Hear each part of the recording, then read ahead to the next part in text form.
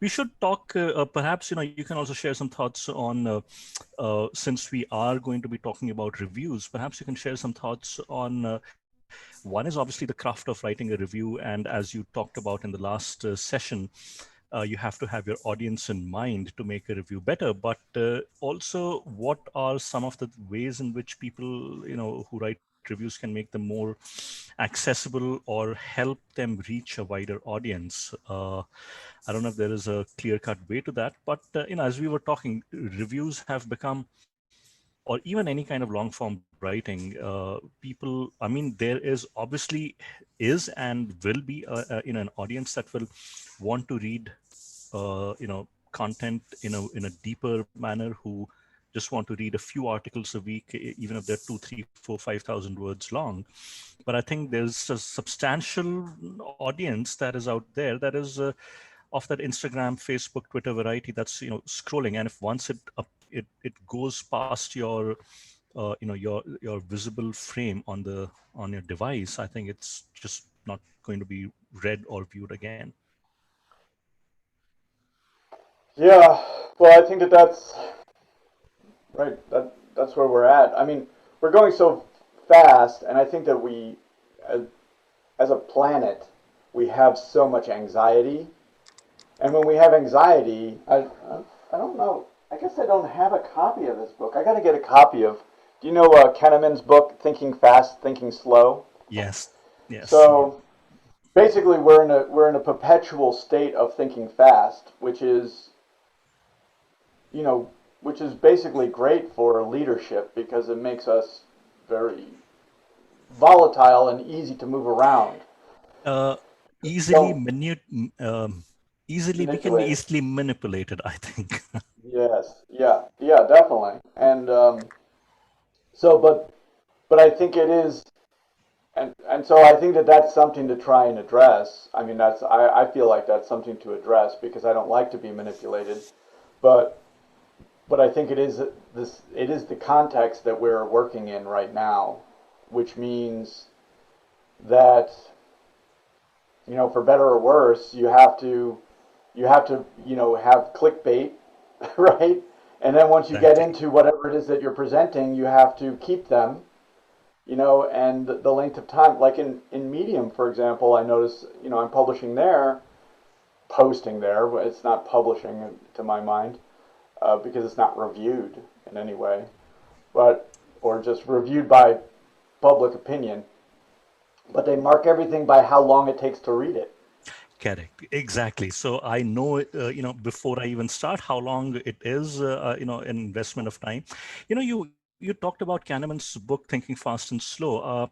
Since we're on the topic, and before we get started, I'd like to recommend two other books on similar themes. One is by Michael Lewis, and I think it's called The gosh, I forget the name. It is essentially a biography of Tversky and Kahneman. It came Oh, oh, it is. Uh-huh. and it's written in that typical style of Michael Lewis. It's very, very readable, and it gives you a sense into not only the work that they did, but Oh, also the I read that one. Is that that's not Moneyball, but it's no, I read that book first. The Mike, yeah. I'm pretty sure. So that is for people interested. That's I would definitely recommend that book. And the other one is by Nicholas Carr, and the book's name is The Shallows: What the Internet is Doing to Our Minds. And I think in 2010 or 11, when it came out, it was a Pulitzer shortlist winner, and I think the prize that year went to The Emperor of All Maladies by Siddharth Mukherjee. The book on cancer. Mm. Give me the author for the Shadows again. Nicholas Carr, Nicholas Carr, and the book is The Shallows, Shallows, What the Internet is Doing to Our Minds. And that is a brilliant book. I mean, if people really want to, get a sense of the literature out there, it's very well written. So anyway, let's get started. Yeah, yeah. So Let's get started. Do we have everyone?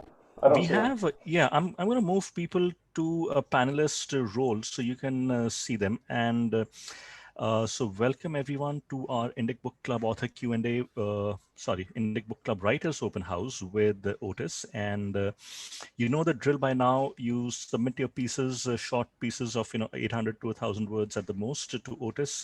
They can be your original writing piece that you want the feedback on, or as we have been trying for the last couple of sessions, is you also you can send reviews, right? So if you've written a review or you want to know how to improve your review, send that, and Otis will review it and mark his feedback, send it back to you, and he discusses it in this session. So with that, Otis, I'll turn it over to you. So if you can share, how many reviews or writing pieces you got. And I know from last week there were a couple that we couldn't get through, so we can probably go through them. Yeah. Let's see. I was looking at that before we started. I have two of these we've done.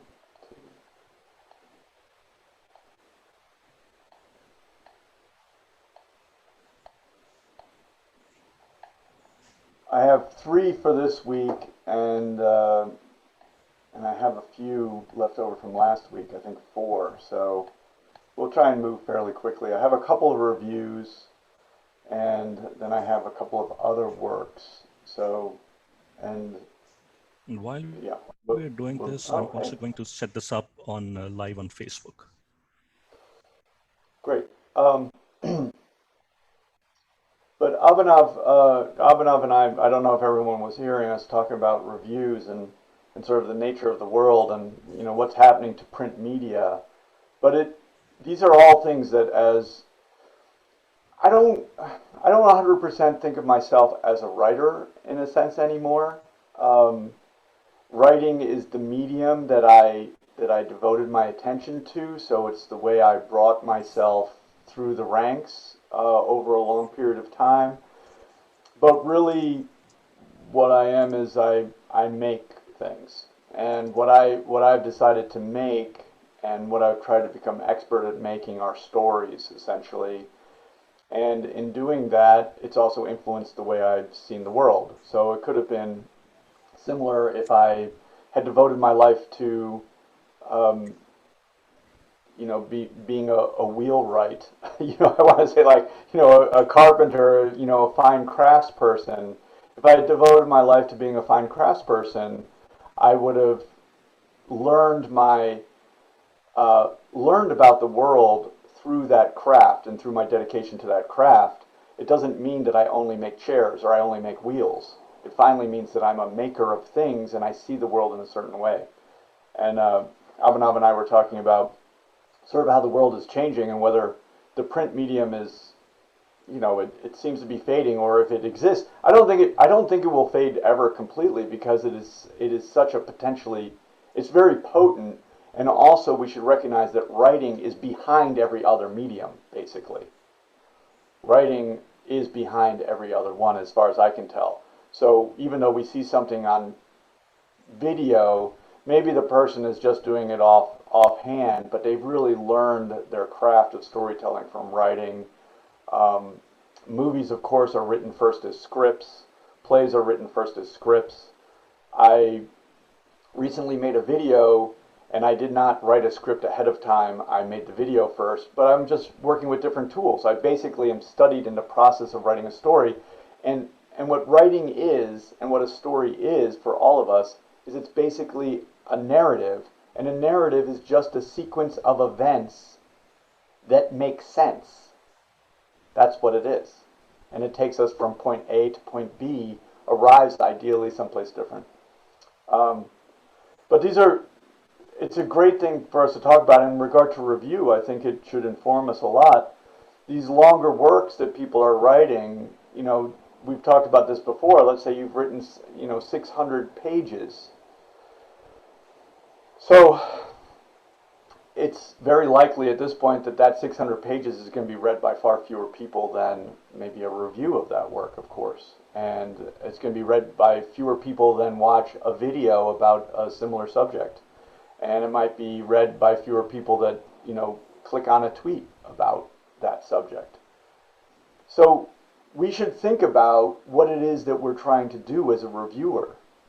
And what it is, so we're, as a reviewer, we're trying to become a gateway, essentially, between us, who's out in a social platform of some kind with access to an audience.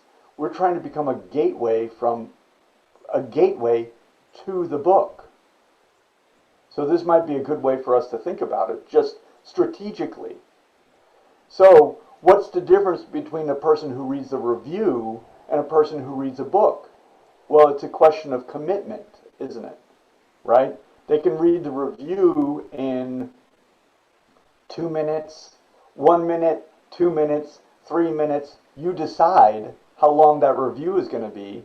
The longer it is, right, that means the longer you're basically trying to establish a commitment from your reader to read all the way through it. Oh, it's only a tweet. Okay, so I'm not expecting very much time. So, a couple seconds for reading, right? But now I've gone to a minute, I've gone to 2 minutes, etc., etc. So now you have to write something that keeps the audience riveted to your work for however long it is. And then what you're doing in your review is you're trying to become that gateway to a longer book. Now this is 600 words. So what do they want if they're going to read 600 words? What do they need to know to commit to that action that's now going to take them hours or maybe days, or maybe it's a very difficult work that they'll have to struggle through for a month or something like that? What do you need to tell them to make them decide to do that? What do you need to put on the page?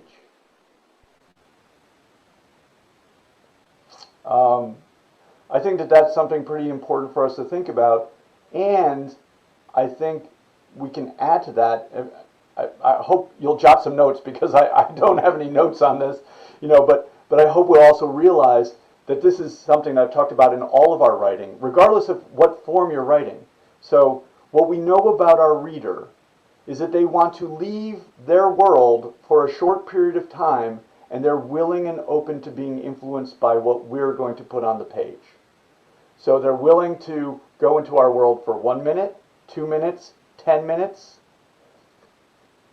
But with 600 pages, we're asking them to go into another world for hours or days or something like that. So it seems to me that if we're writing a review of a book, we have to somehow let the reader know why it's going to be worth it. Show them why it's going to be worth it for them to leave their world for a number of days, perhaps, and go into this world instead. Does that make sense? Like, we have to do something. I'm talking about something really significant. I just want to emphasize it. So, I'm not talking about ideas. I'm not talking about what the ideas are. I'm not talking about, I have an opinion. Oh, well, this writer has the same opinion I have, and so I'm going to, this is the opinion, and you should have it too, and this book is about that opinion. Opinions are not. They're like air. It's everywhere. Everyone has opinions. But what does the reader want? They want to leave their world and go into another world and have an experience of another world. I think that that's really the most fundamental. It's the same reason someone goes into the movies. Why do I go into the movies? I don't go into the movies because I want to wash my dishes. I don't go into the movie because I want to, do all the take care of my yard, which I don't do. Right? I go into the movies to escape all of that. That is a fundamental thing. We shouldn't shy away from that. That is I'm not embarrassed. I don't feel like, oh, I'm not intellectually sophisticated, because that's what I want to do. Oh, I want to see some French existentialist film because I'm such an intellectual. No, I want to leave my life. So that's the thing we should be thinking about. And when we're doing a review or when we're writing something, that's what we should be thinking about. So with that in mind, I think we better get going. Is Jay, where are you? You're here. dedicated. I see you. Jay Sundar, I think. Jay, you want to click on, are you on your video?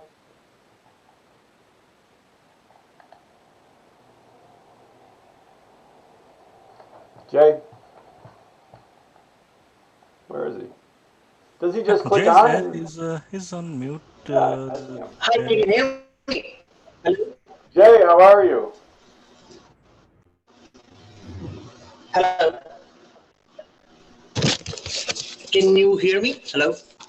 Yeah, Jay, I think you handed in a piece last week, and I wanted to start with it today. Your voice is breaking up a little bit. Okay. Yeah. It's, Okay, so this is a very So short let me just piece. stick to audio.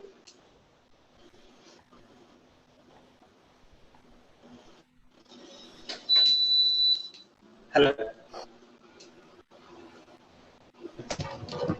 Okay, you're just on audio, Jay? Just give me a second.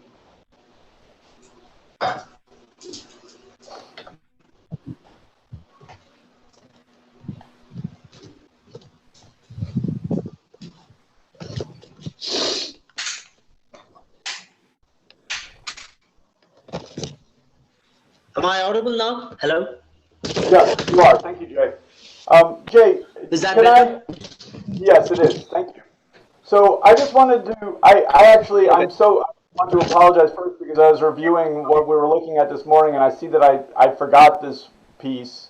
So I haven't marked it up, but I started reading it right before and I thought it would be a good beginning for us for this session. So if that's okay with you, and then I can talk to you a little bit about it, but I think you're doing a lot of things right Uh-huh. here. I want to kind of emphasize those today. That actually you'll see in a minute that it kind of goes along with my little opening statement about reviews and also about why people read, really, which is what we're talking about. Our issue for us is understanding our audience, understanding why they read. What are they after? And I go back to this idea that they're after leaving their world and going into our world. And that's the most significant thing that they're doing.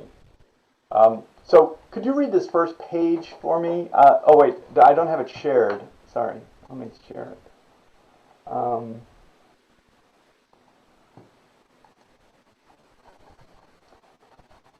Do you see it? Yeah, or maybe you have your copy.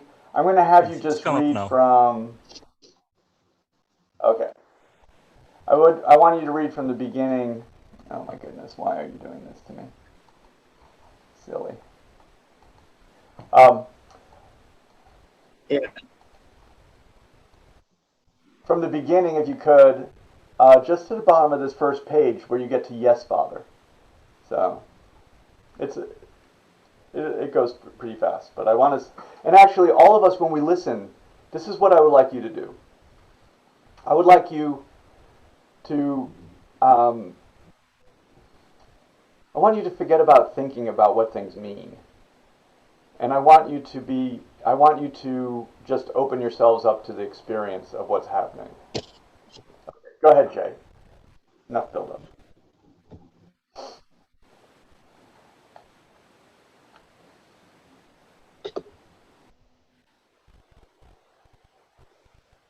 Jay.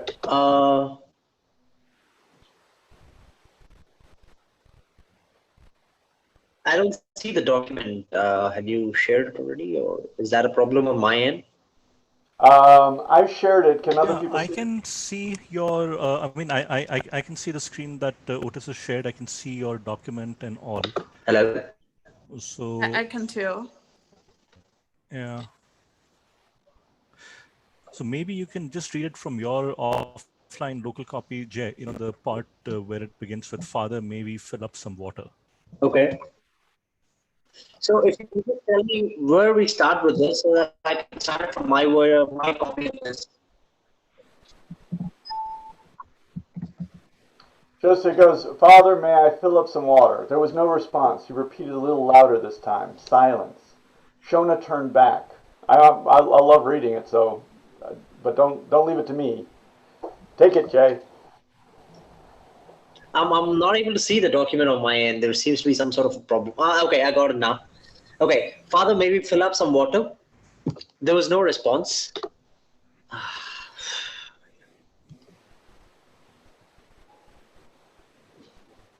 He repeated a little louder this time.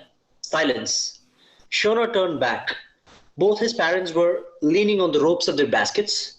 Not even the rustle of the river had woken them up. He lowered them and took out the guard.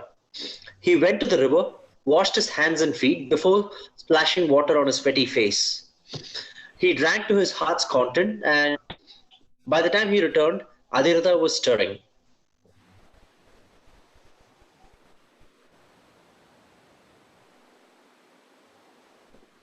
Jay, should I continue? Yeah, I would like you to go ahead and read this section all the way to "Yes, Father."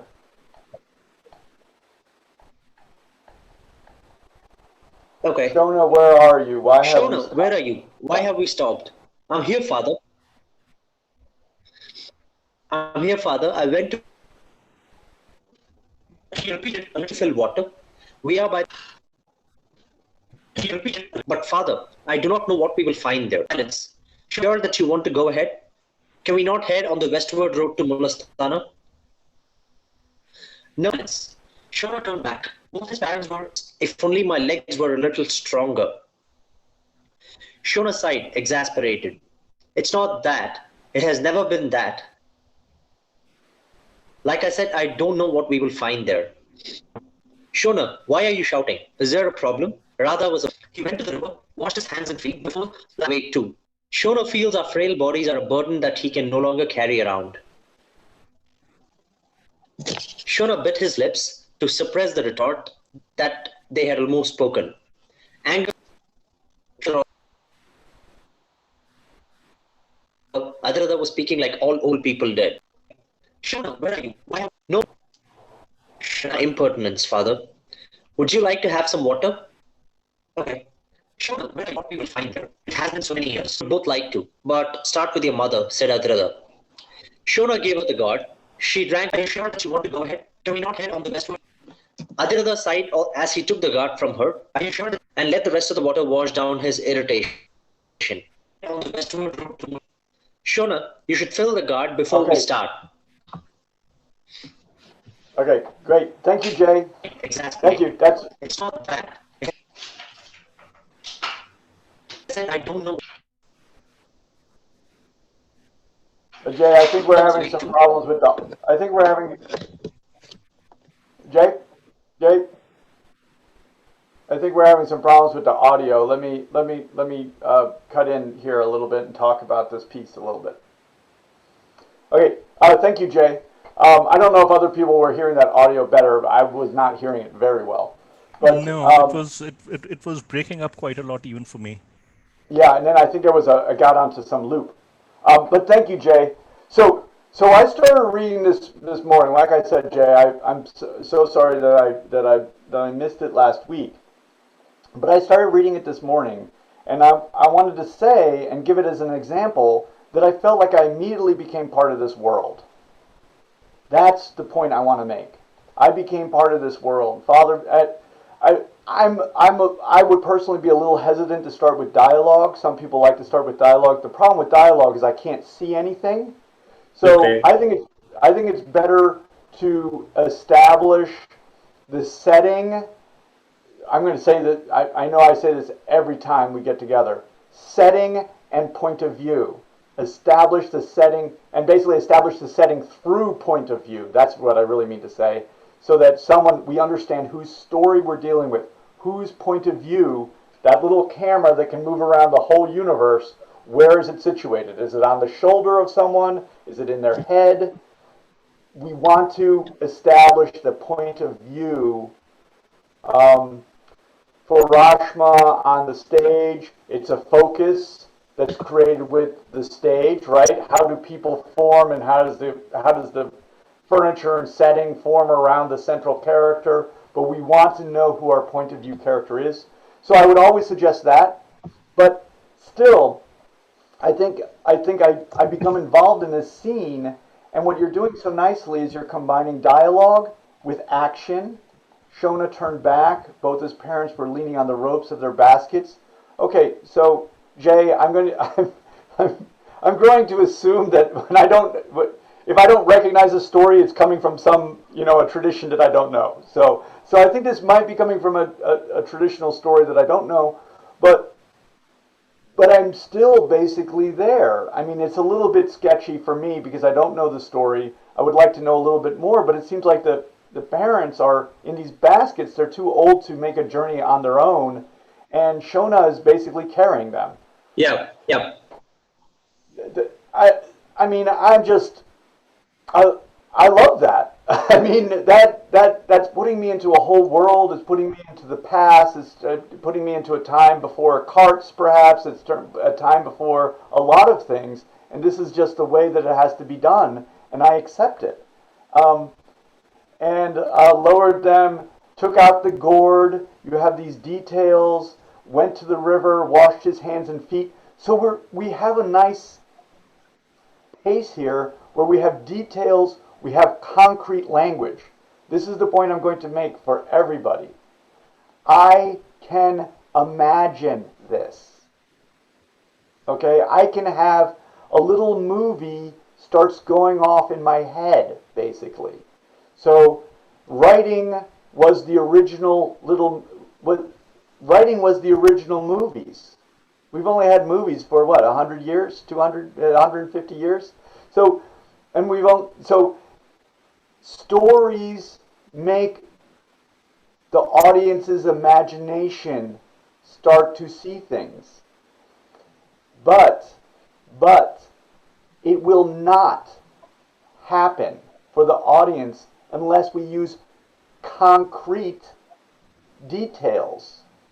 Unless we actually have characters on the page that the reader can imagine. We're using writing to inspire the imagination. And here it is happening. But if we do not have concrete details, then I cannot see anything. When I see the word gourd, I can see and imagine a gourd. I've seen a gourd before, right? When I imagine two people in a basket, I can imagine two people in a basket. I don't think I can emphasize this enough. I cannot emphasize it enough. For all of us, we must have concrete language that allows the movie to go off in the reader's head. So that's one absolutely crucial detail. So like I'm saying, Jay, you have that here. What you lack, if you are lacking something, is my ability to understand where the focal point is coming from. So that's the point of view character. So while I'm getting this sort of diffusely, right, I'm getting this, I'm getting these various things happening, I'm going to say something excruciatingly important, if that's a phrase.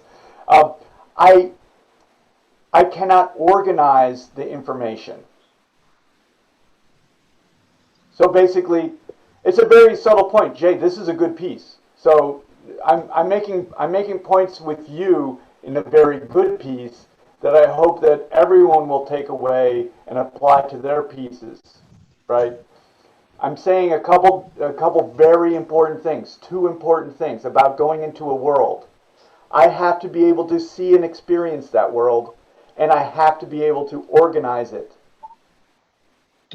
I could see it and feel it and be in it, but I could be massively confused by it. That's still not a good experience. I need both things.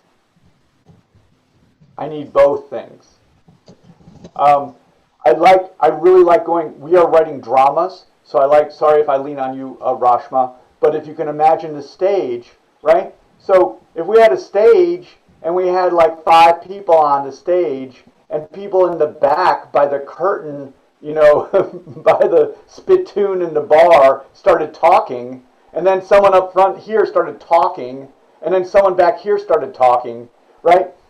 That would be confusing to me because I wouldn't know the focus. So what Rashma is going to do when she does the blocking on the stage is she's going to bring the central character to the front. And she's going to have all the other characters, guess what they're going to do? look at her. Right? That's what happens on the stage. We do the same thing in writing with point of view. We solidify the focus of our work. I'm saying this for everyone, Jay. It's just something to bring your work to the next level. Yeah. But you're already doing one of the things that's so important. And then once we have that, okay, I'm starting to get chills. Okay, once we have that, now we do the important work. I'm focused. I'm basically, as a reader, because I have a focal point and because I'm actually experiencing something, I'm at ease, right?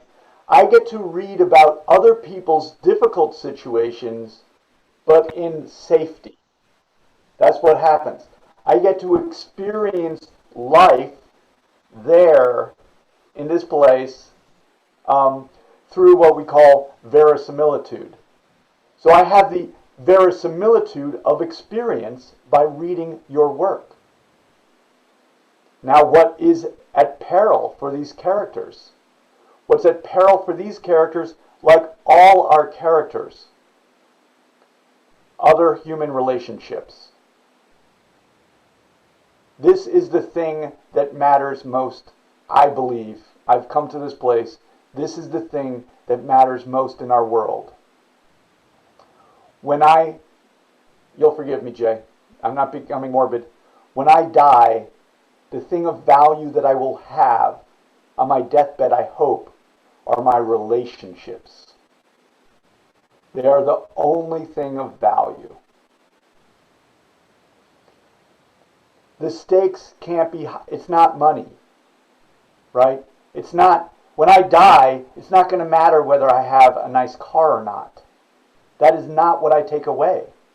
What I have is I have the opportunity to enter into a community of human beings, my children, my loved ones, or maybe I don't have any of those things, but I still enter into a community of human beings, and at the end, I'm removed from that community. There's nothing more important than human relationships.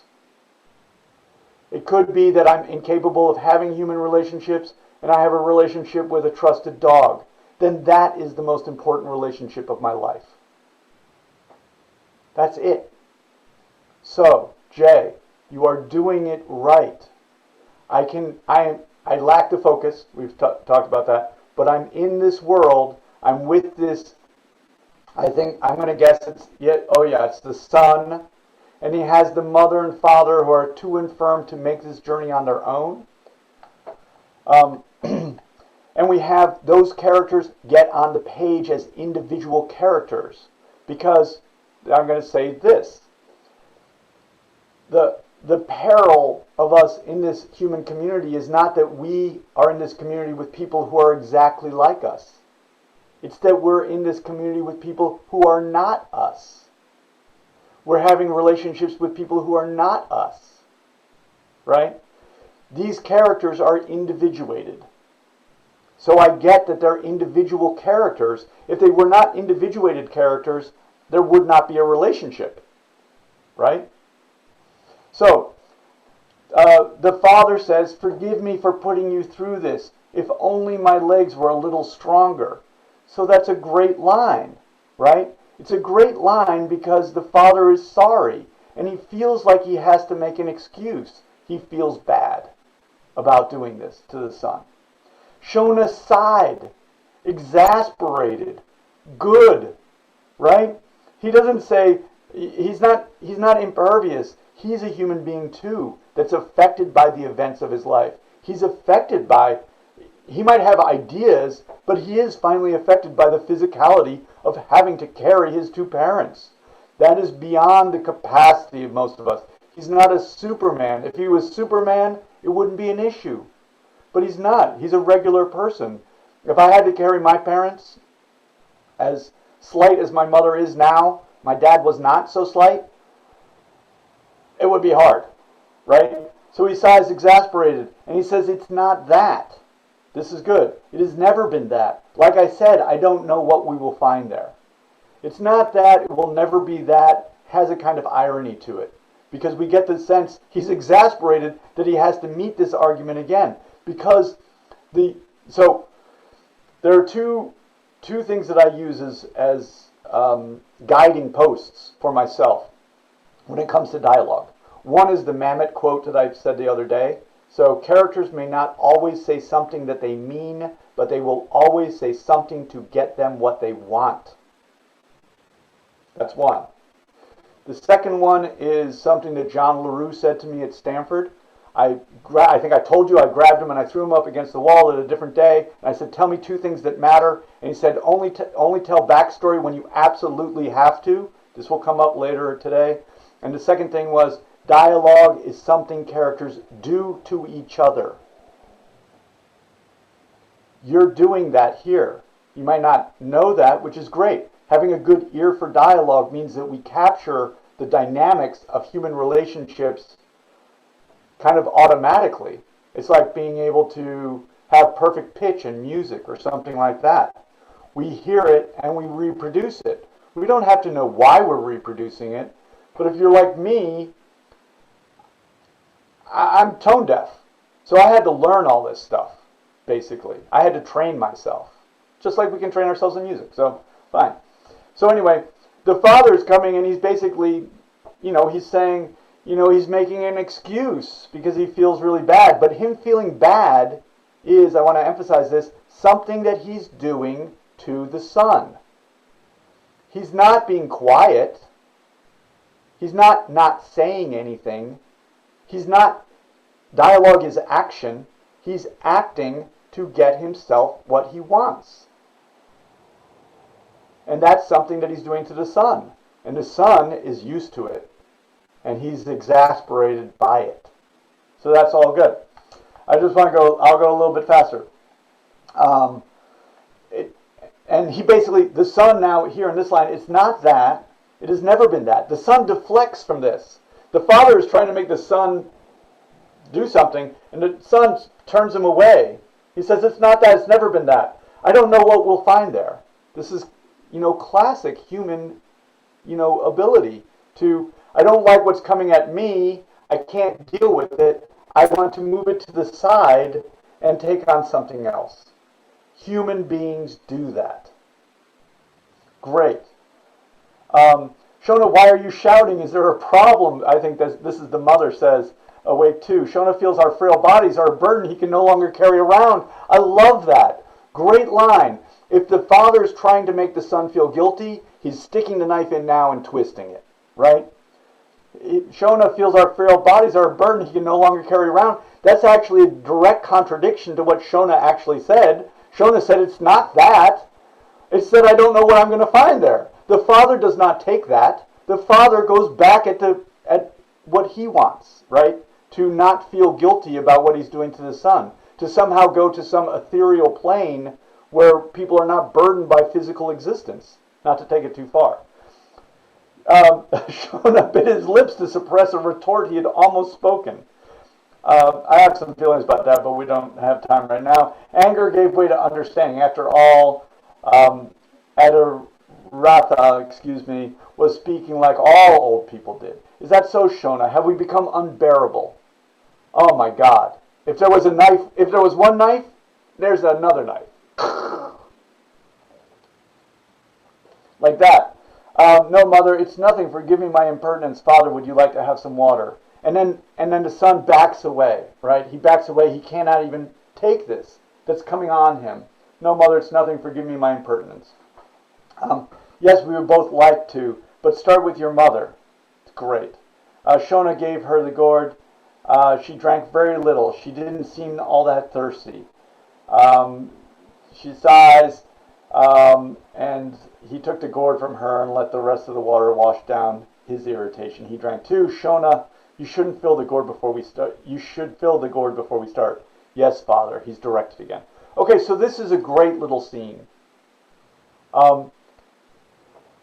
Again, for everybody,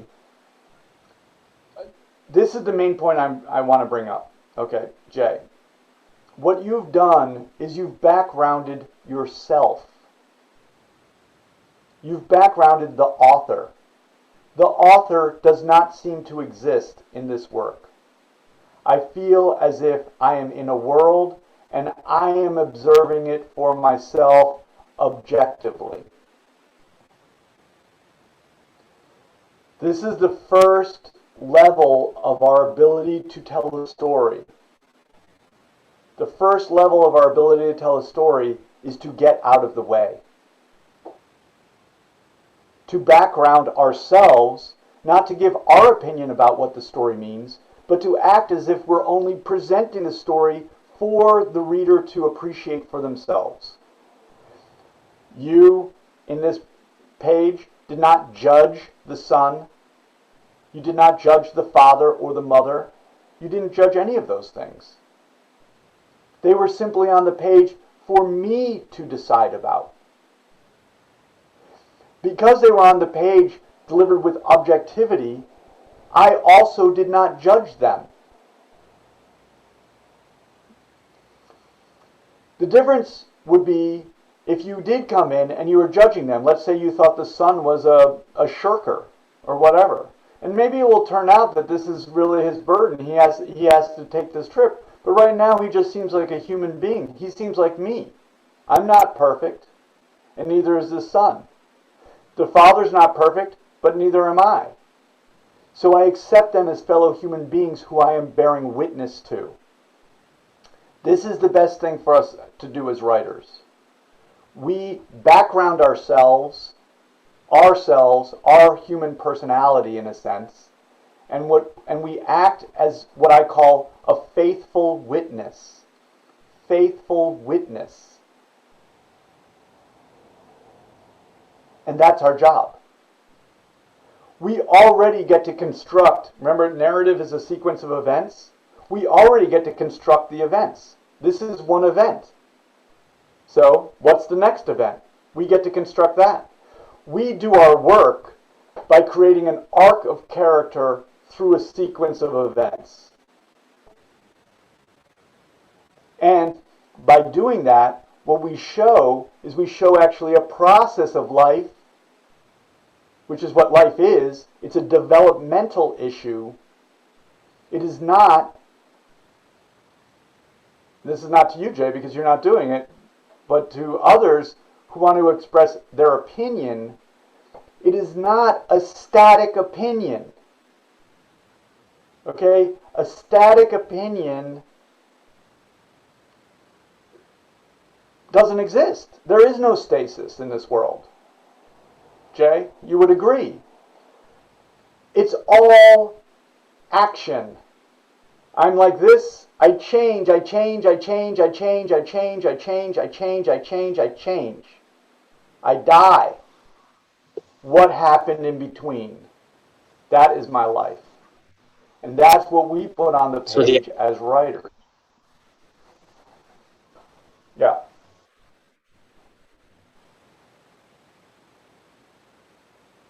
Okay, we better move on, Jay, but do you have any questions? I think it's a very strong start to this work. Thank you. Yeah, no questions. So you would mean that the characters have to change during the arc of the story? As in the characters are through a process. Right. What happens with our characters basically in the case of a story? So I've taken, like, I just study stories. So I don't know whether it's true or not of real life. But let's just say that because I study stories so much, I think I see that real life does seem a lot like stories. What happens with our characters through an arc is actually this. They are formulated by their experience. They have certain strategies by which they deal with life. It might be avoidance. Usually it is avoidance, Jay. Honestly. We all avoid bad things, and we all try to gravitate towards what we think are good things. Right?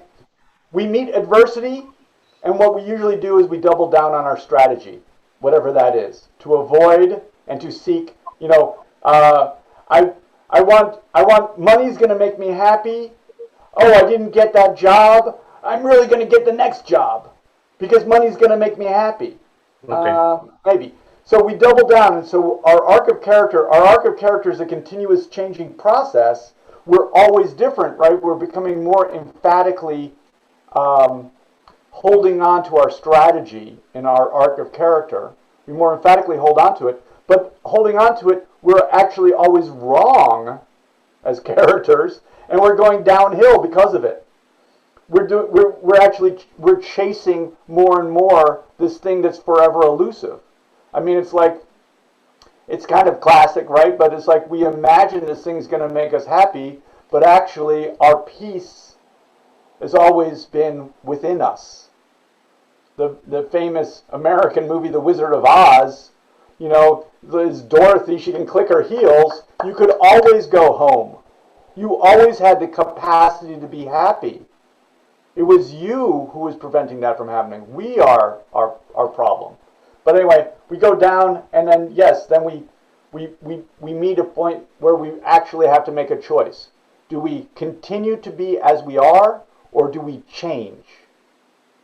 That's the basis of story, and you'll notice that story is a little bit like the phoenix going into the flame and rising out of it. That arc is a fundamental. It may be the one story arc. It's the one story arc. And it serves a point of catharsis for us as human beings, because as we struggle with our existence, we like to read stories about the chance for us to succeed through adversity. We love that story.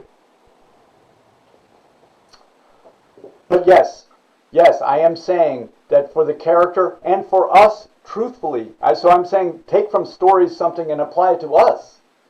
The opinion I have today is not the opinion I'm going to have tomorrow. And if it is, that's a problem. Right? That's me going like this. That's me going down here. And I don't want to do that. I've seen it happen too many times. So I'm taking that away. I'm taking it away that things change. And that maybe I don't know. And so we as artists, I'll go back to this. We as artists, we're not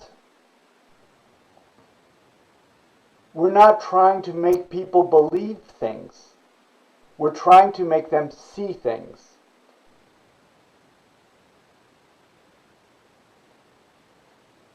So we're a witness to life, not a... Anyway, I think you're doing it here, Jay, and I really enjoy that. And it does this other thing that I think is so important. It allows me to go into the world. I go into a world. I don't go into your world. Right? I actually don't want to go into your world. I want to go into a world. And I want to be there. I don't want to be there as you. I want to be there as me. Yeah. And you do that. Okay. I know Abhinav is giving me that look like, we better get to time. I know, I'm so bad at this. Yes. Okay, let me... Thank you, Otis. We are going to... But a very important base. I really want us all to take this as a very important base for our work. So, let's see. Is Ram here?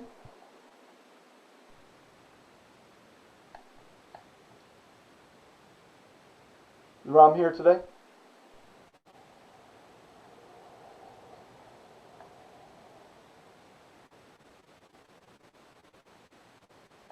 I'm checking. I don't see him. So perhaps I Okay. think. Yeah, he's not here.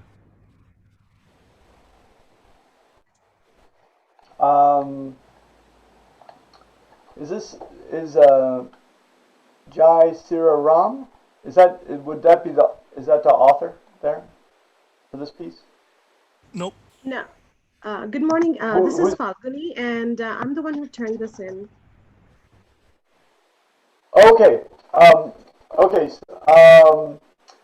Can you tell us a little bit about this piece and what you're looking for? Hi, good morning. And this piece is basically a retelling of the Ramayana, which is an ancient Indian piece of ancient history. And this is just a retelling, and this part just describes the glories of the city of Ayodhya. Okay. Yeah. So I read this with interest, and what my main comment. I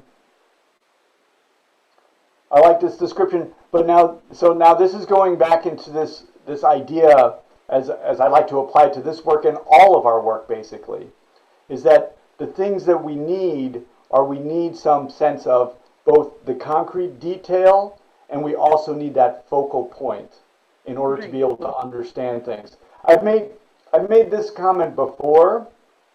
Um, how so so like I make these comments. I know they sound super dumb and obvious, but like I used to be really smart when I was like 20. I was so smart, but as time has gone on, I've become sort of like simpler and simpler, you know. So I'm like super simple now.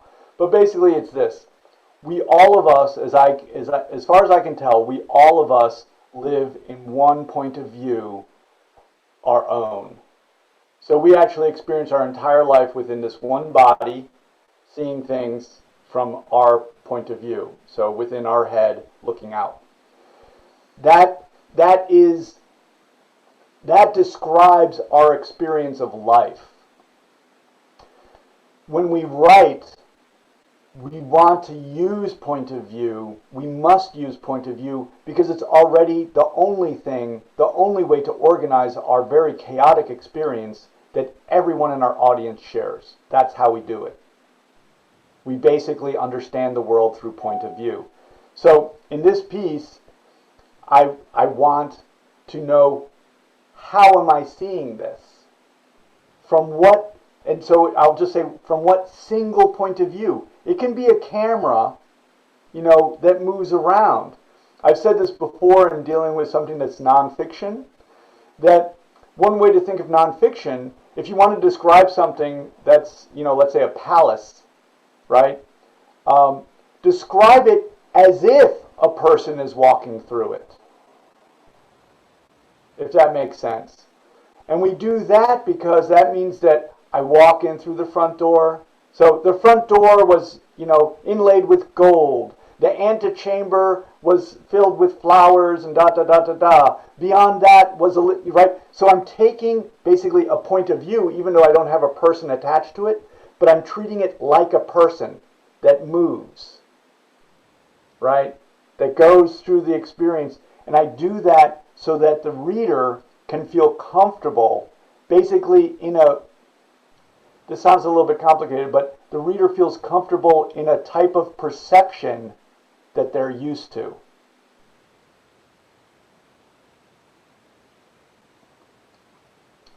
So that was my advice here. We do other things in writing too, of course. We have, these shots where you're coming up to a city, but it's still, when we think about the movies, and what we don't understand is that it's not diffuse.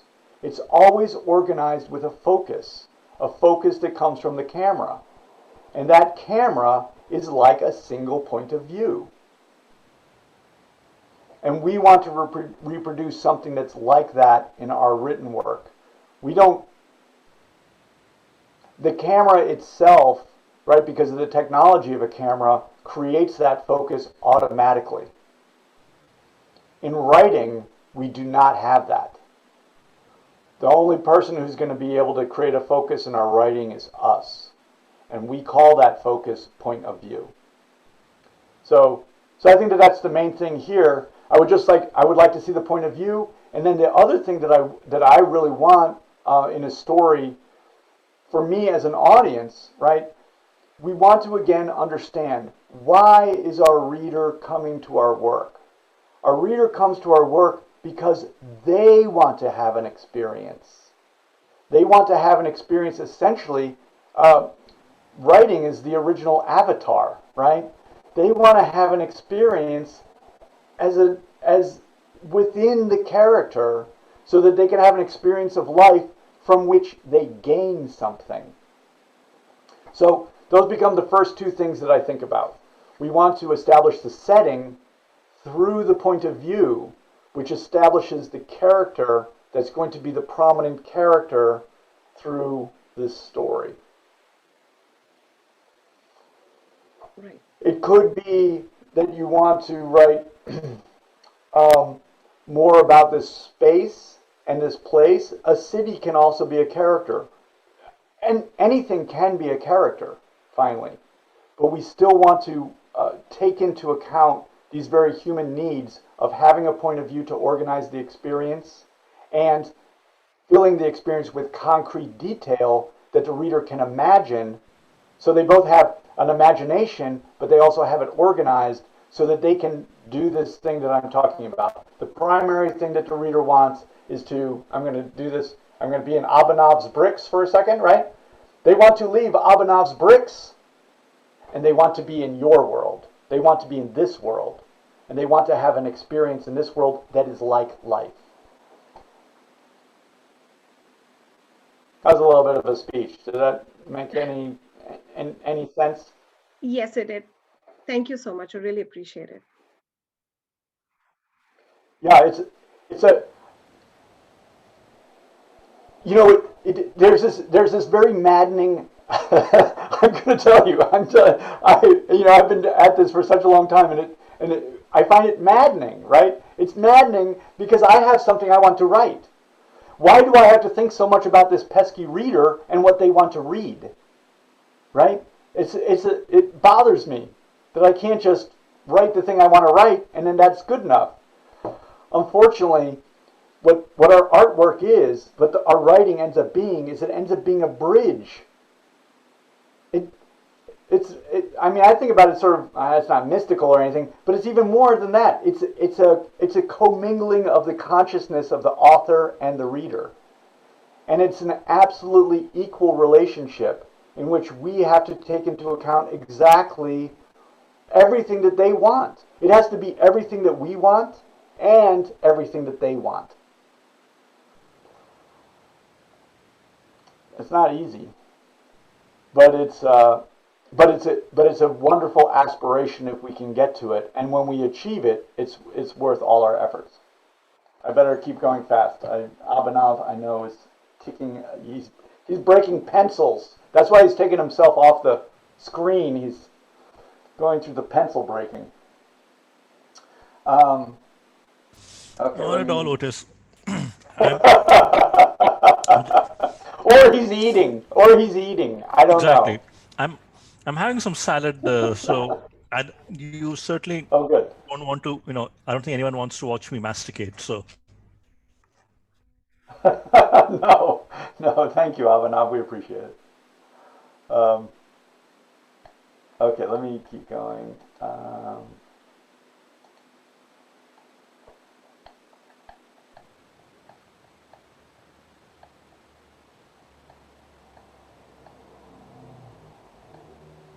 Okay, that was Ram's piece. That one we looked at last time. Okay, let's look at Chitra. So this is a review. Is Chitra here? Hi. Yes, Otis, I'm here. Hi, Chitra. Thanks for submitting this work. So we're going into review, and so I think the couple things that I notice here is I feel like there's a number of things being discussed that I kind of don't know about, and it can feel as if, Chitra, I'm going to be honest, it can feel as if you already have some opinions about it and some biases, basically. This is the main thing. This is a little bit, you can see how devious I am now, because I start with J and I build up this idea of backgrounding the author, right? And I'm going to suggest that backgrounding the author is as important in writing a review. In fact, it's important in us writing everything. It doesn't mean that we don't sometimes have a character who does express a point of view, usually not in a review. But in our fiction and even in our nonfiction, we have characters who express points of view all the time. Like in Jay's piece, all of his characters have a point of view, right? The father is trying to make the son feel guilty about not wanting to carry him. The son is feeling pressured. They all have individual points of view. Our characters have individual points of view, all of them. And we want them to have, definitely, we want them to have points of view. And their points of view and their motivation is based on, going back to Mamet, they don't always say what they mean, but they always say or do something to get what they want. Every character is motivated by what they want. Chitra. Chitra's like, uh-oh, here we go. If he's setting it up like this, it's going to be bad. Okay, so that's for our characters. But we as author, we do not appear to want something. We are a faithful witness. That's the disposition of the author. The author is a faithful witness. And that means that they do not have any biases, right? They kind of don't even have a personality. Their personality is kept off the page, unless they're trying to be, unless they're just going to be like an influencer. Right? So that's a different story. If I'm trying to be an influencer, that means, what am I doing? I'm saying, I believe this, I believe that, etc., etc., etc., and I think someone's going to go along with that just because they're afraid of me, like hitting them on the head with my fist like that. Right? So that's being an influencer. When we're an author, we rise above and we want to be a witness. Faithful witness. I'll go back to faithful witness, because the reason we're that is because we're asking the reader, any reader, the first thing that we're asking as soon as we open the book is that I believe in you. Right? That's what allows me to go into your world safely. You're going to give me, you're not giving me your world, you're giving me an objective world in which I'm going to be able to have experiences in safety. This is something I've thought a lot about, Chitra, because I've taught so much memoir writing, right? I've taught so much memoir writing, and you know what I've seen most often in memoir writing? I've seen people who want to write a story in which they pay back all the people who hurt them. That's what I see. And they come in and they write about their evil stepmother, their evil father, their evil boss, the evil insurance companies, the evil, they write about evil. They're an author who comes in writing about evil. Okay, so there are two things that can happen. Either I can agree with them. Now they're writing about the evil stepmother, and I'm saying, yes, evil stepmother. We agree. Or I'm like, I don't agree.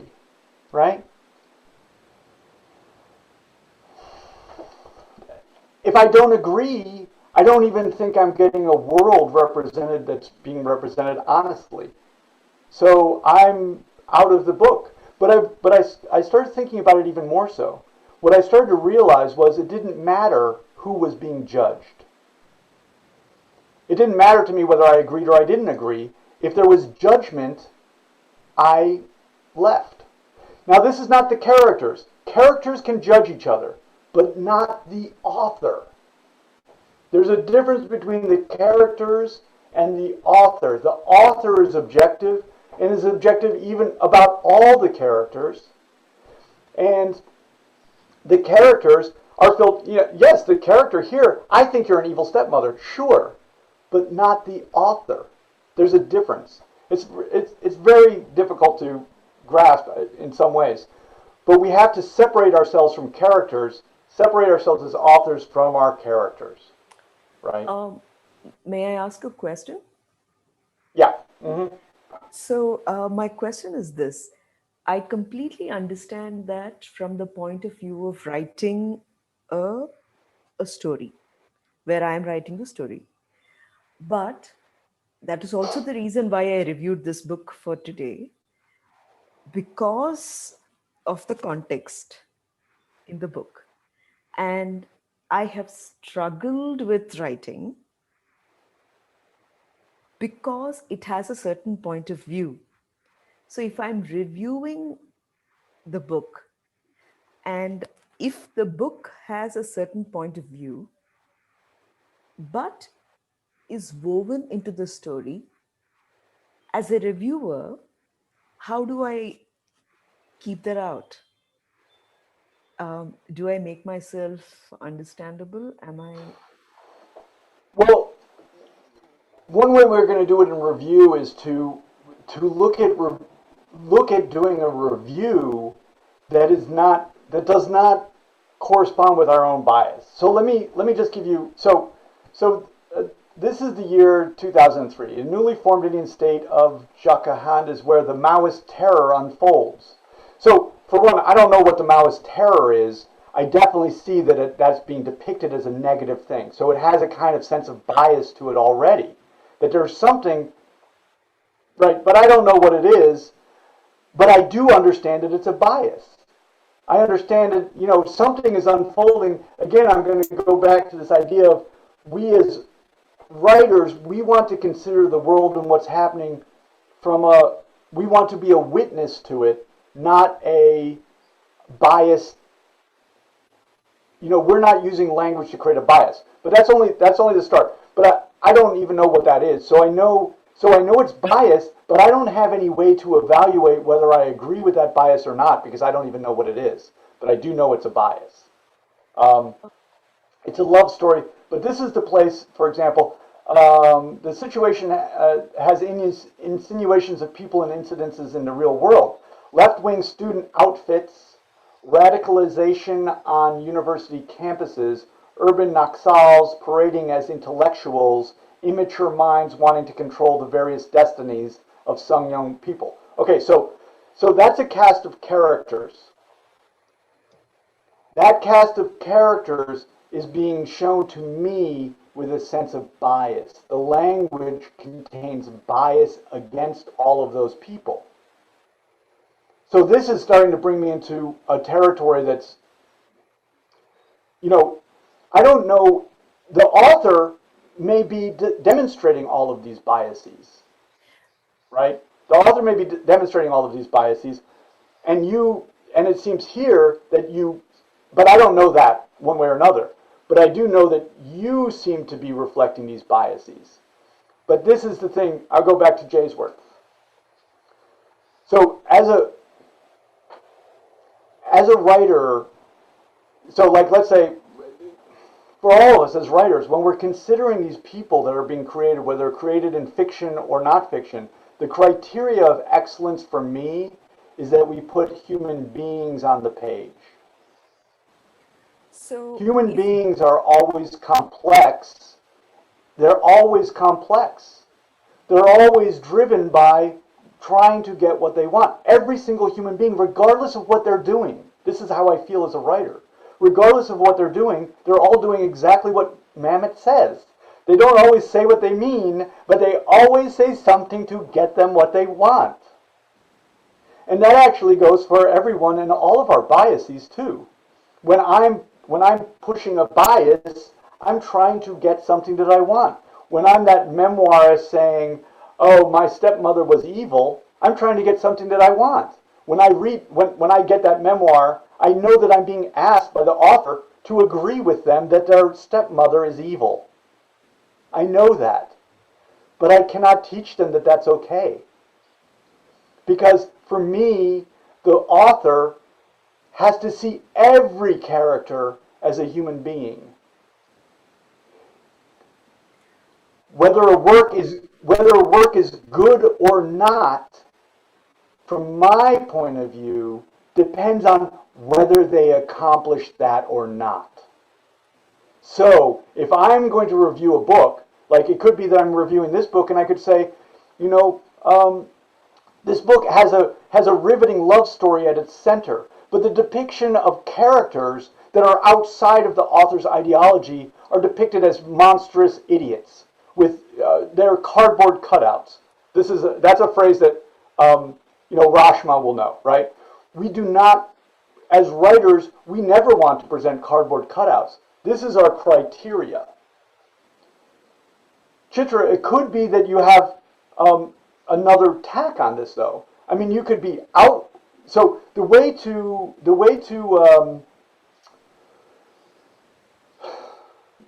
get around this issue is that when we present ourselves as authors and we have bias that we're not acknowledging, you lose me.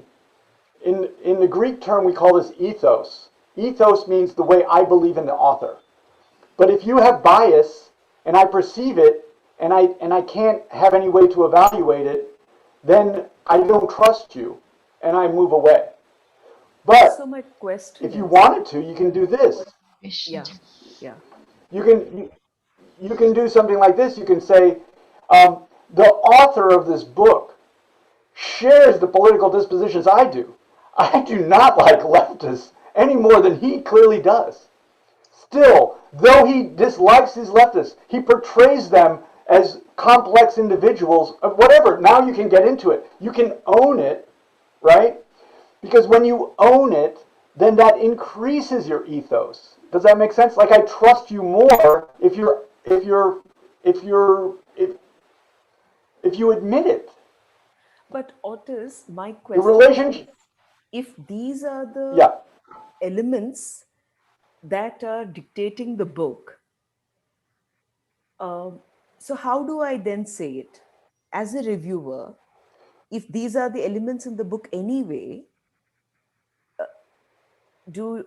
am I getting my point across? I think so. It's so super wonderfully complex. Okay, because so you want to, as a reviewer, what you want to do is just review the book. I think where you go wrong here, in a sense, is you write this is a high velocity thriller. It has insinuations to people and incidents in the real world, and it's sort of like you're saying there. It's like, you know what, this book is about. This book is about a bunch of idiot leftists, that actually exist in the world. You're basically showing your hand. You're like, I think that these leftists are idiots, and I think that they're, parading intellectuals and immature minds, wanting to control, etc., and I despise them. You're basically saying that these people exist, and this author is writing about these idiots. But What you want to do instead, is he actually picks certain characters which you could connect with in the real world, as in you could identify them as somebody. And these were the elements at play. So I was just struggling with how to lay the land. Honestly, I really struggled. So yeah. just trying to understand how to do it. I don't.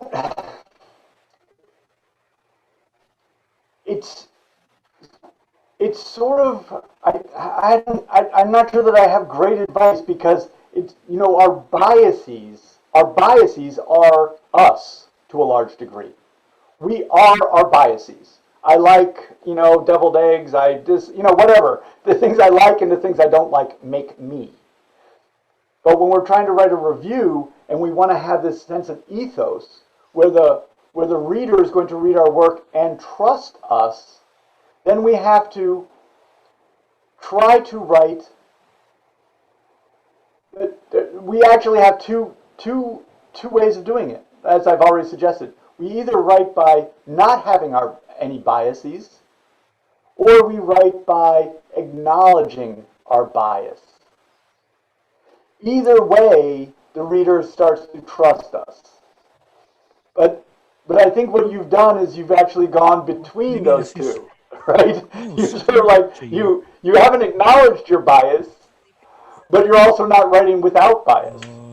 So that means that we have both of these things happening, and I'm confused. I'm actually trying to figure how to write this like the way the book is telling the story, as in, because these are elements in the book. What I would do is, if it were me, I would concentrate on what makes a book. So I'll go back to, so if I'm reviewing a book, I have a certain standard, and as I've said, for me, a book is about a character arc. So that means it's about a principal character and their point of view and the journey that they go on. And they go on a journey like this, and they come up to something like this. If this happens, then that's good. That's what I would choose to write about primarily. The political situation in which the story takes place. So I'm not reading it for the political situation. When I'm reading a work of fiction, I'm reading it for the character arc for this reason, because I identify with the character. I identify with the character's struggle as being like my own struggle, not in the details, but that I struggle in life, so does the character struggle in life. The character struggles to find love and happiness in a world of chaos. I struggle to find love and happiness in a world of chaos. So I go along with them, and I get to experience them struggling to find a happiness and love in a world of chaos. And I find out how they come out, and I gain something from that. That's the core story. That's what I would address. The rest of it is actually what we call window dressing. The radicalization, so it could be radicalization, it could be Maoist terrors, it could be leftists. These are all minor characters. They're minor. A good example of this might be Bonfire of the Vanities by Tom Wolfe in the U.S.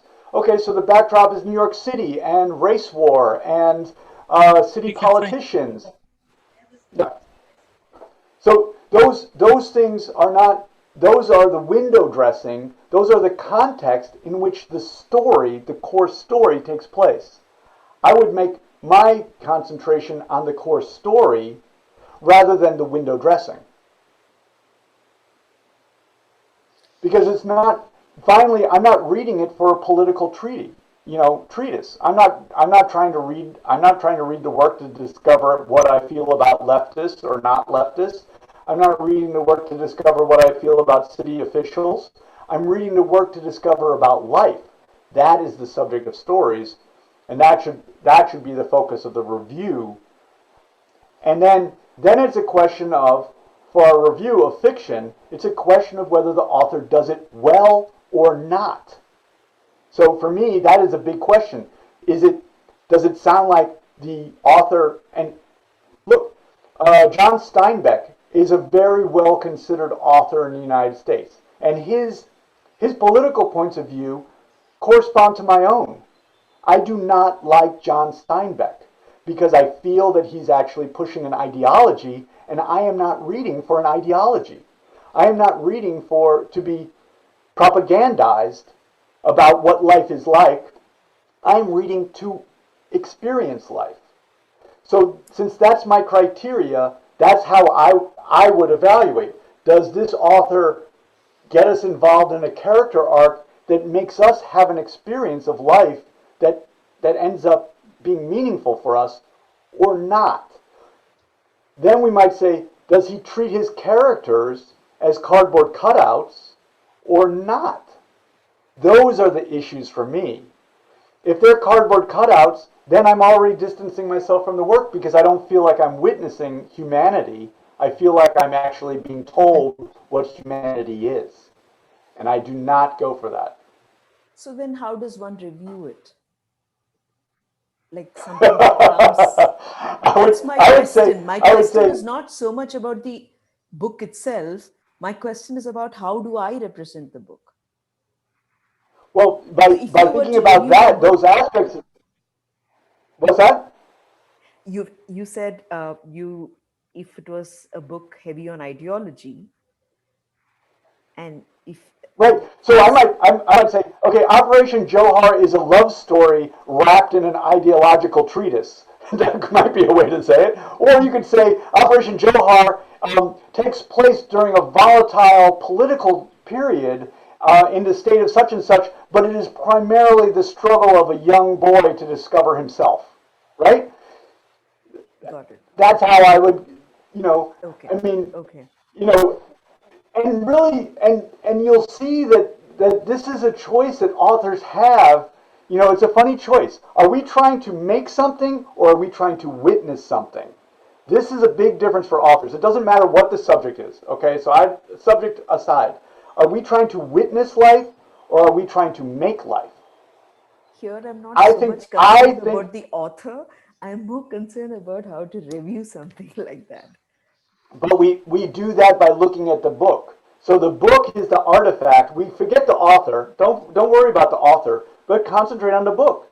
The book is the thing that the author has made, and it reflects the author. But we want to discover what is there. What is there? Is this really an ideological treatise wrapped in a love story, or is it a love story wrapped in an ideological treatise? Okay. It's kind of a choice. Okay. Um, I love dealing with this kind of stuff because this is at the heart. I am talking about the writer, but but you're also a writer, right? You're writing the review. This is the issue for all of us. What are we trying to do? So as the reviewer, are you trying to witness the book, or are you trying to make the book? Or are you trying to witness it and write about it without bias to understand the book, or are you trying to push the ideologies that are already contained in the book further because you agree with them? Okay, I get the distinction.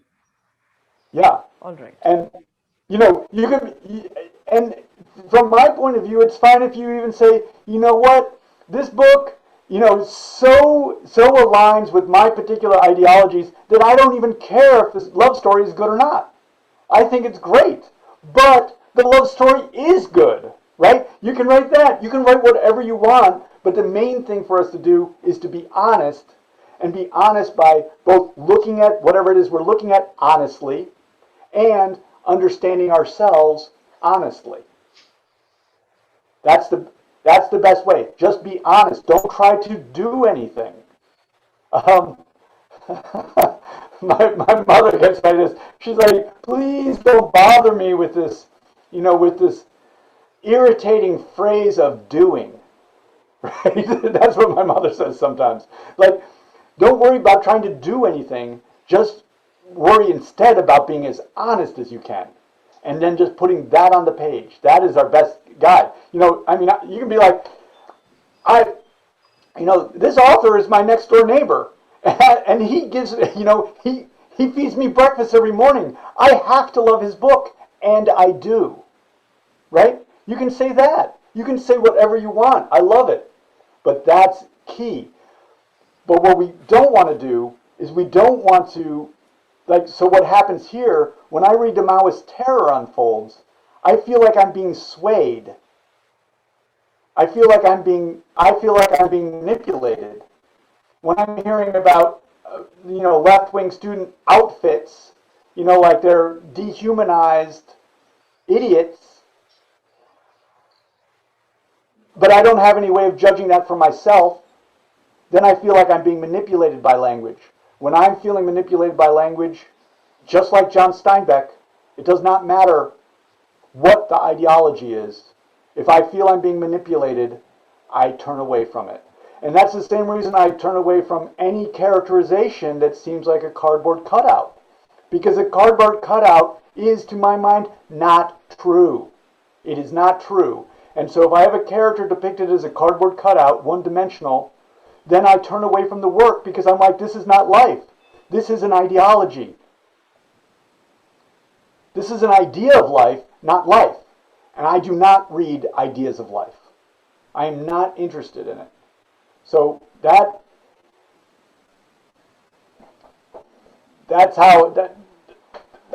my standard, for better or worse. I'm a sensitive freak in this regard, but probably because I had a mom always telling me what I was supposed to think. She was a scientist and very smart and probably right, maybe all the time, but I still didn't like it. I look forward to seeing, Chitra, I want to see this review again. Can we please see this next week? Can we rewrite it? That was exactly what I was going to ask. I want to give this another shot Yeah. because I have struggled with it. And I don't even now Yeah. know how I would present Maoist terror without calling it that. So I will give it another shot and I will send it to you. Let's see what comes. Be honest. Maybe the place to start is with you. You know, I like this idea of like, this background is something that I have a lot of strong feelings about. And so it could be difficult for me to read it, whatever it is. I don't know what the answers are. But for us writers, we're writing things, but you know what? It's a funny thing. We're writing for this audience, but in all of our work, we're also looking inward. Because the only way we can understand our audience is by actually understanding ourselves.